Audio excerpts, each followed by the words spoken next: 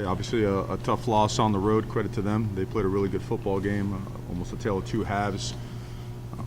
Certainly played a different brand of football in the second half, but it wasn't enough. Really appreciate the grit our guys came out with and fought with throughout the entire game, but a little better execution in the first half could have obviously made for a better half of football. We went in the locker room down by 4 scores, and obviously it was our comeback wasn't enough at the end of the game. Okay, first question straight ahead, Coach Matt. Mario, what do you attribute the first half struggles to? Was it something in practice, or is it something they were doing differently? Really not. We have to execute better. We felt we prepared well. They were running the offense that they run, the defense that they run as well. We felt mentally prepared, but obviously when we play like that, we got to put on ourselves as coaches. We got to do a better job having our guys prepared to come out and fire on all cylinders. But we were keeping everything in front of us. They executed better than we did. We missed some tackles. They were moved the sticks better and put themselves in positions where the third downs were a lot easier. And then offensively, the one blown protection the first half was one that really hurt because we had some opportunity there on the third down. But we didn't execute the same stuff that we executed in the second half. So it wasn't like it was a miraculous game plan change. And it wasn't like the focus was poor. We were dialed in. We felt like we were dialed in, but we did not do obviously a good job of executing in the first half. Directly to your right, Coach. Right here. What kind of adjustments did you make to start the second half that you guys into a role? We were really executing our offense. I mean, we were rolling with the game plan because in the first half, the opportunities that we had that we didn't take advantage of, we felt they were still there. Now we tweaked some things. We tweaked some protections and some of the route patterns and whatnot, and saw a couple things in the run game. But they were slight adjustments, and a lot of it was just part of the regular game plan. So really we executed better. It's the best way to answer it. We're going to go Warren, then John. Mario down 27-0 at halftime. Have you ever seen, in your career, have you ever seen a game like that where such a high-power offense like Oregon only has 1 yard at halftime? No, that was certainly, it was uncharacteristic of us. And we had opportunities. We really did have some opportunities, but we did not come through on them. So obviously, no, not the kind of ball that we're used to playing. John? You look pretty upset about the snap. Mm-hmm. Tricky play. What was going on there? Well, I mean, maybe I have to look at the rule a little bit more closely. My understanding is if the shoulders turn and you snap the ball, that is a penalty.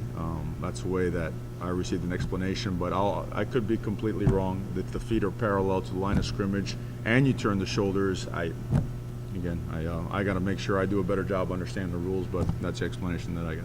To your left, Coach Tyson.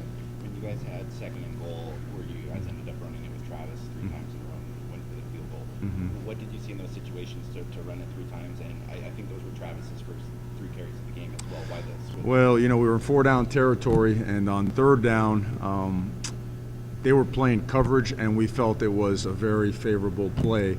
Where at worst we could get down within 1 or 2 yards and still go for it on 4th down. And it didn't work out that way. In fact, we lost 3 or 4 yards, and we figured that, make it a 10-point game instead of going it on 4th and 10. If it was 4th and 1 or 2, maybe even 3, we'd go for it. But when we lost yardage, then it made it more difficult. But it was a situation where the structure of the defense calls for an opportunity to run the ball very effectively. That's why that play was called. And was Travis a better fit for that scenario, or was it just CJ a breather? Well, CJ was gassed. He was playing banged up. As you saw at the end there, finally, his hip gave in. So. I'm going to go a couple to your right, Jason, and then James. The world seemed to get Herbert out running and making plays. Sure. Justin Herbert in the second half seemed like he was much more aggressive, getting rolling out, making plays. It's almost like, did you kind of call on him to say, hey, big boy, you got to lead us? Yeah, that's part of it. But we're just so out of whack in the first half. I mean, we didn't move the sticks. And a couple negative plays and a couple incomplete passes, just not executing and being out of rhythm. Put us in some tough 3rd down situations, and all of a sudden 3 and out. Never got them going in the first half. We got to do a better job of that, obviously. But in the second half, then 1st and 2nd down football called for better 3rd down scenarios, and we started playing more like our offense does, and we're able to get 20 points. And really down in the red zone, heck, had an opportunity to make it more. But just really 2 different halves of football in terms of the way we played on both sides of the ball. To your right again, Coach James.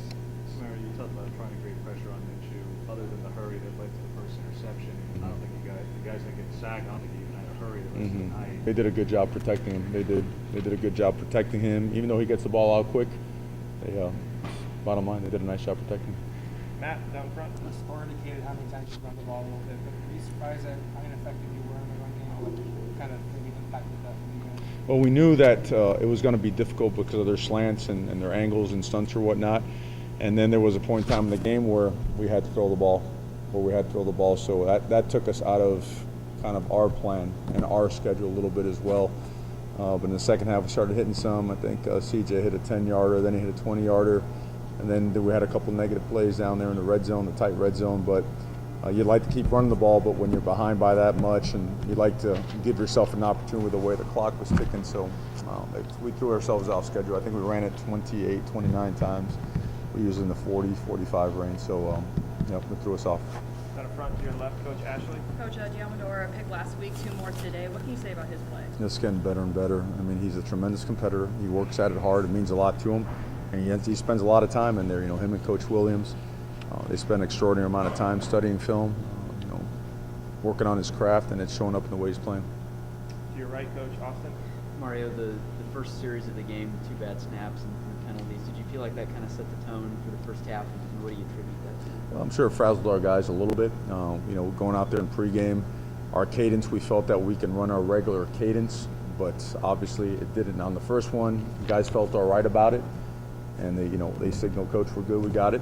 When it happened the second time, they themselves, without calling a timeout, we communicated and said, hey, let's change our cadence so we can execute and get the snap off. So that certainly was a tough way to start the football game, but just kept plugging away and found some grit to try to make things better in the second half.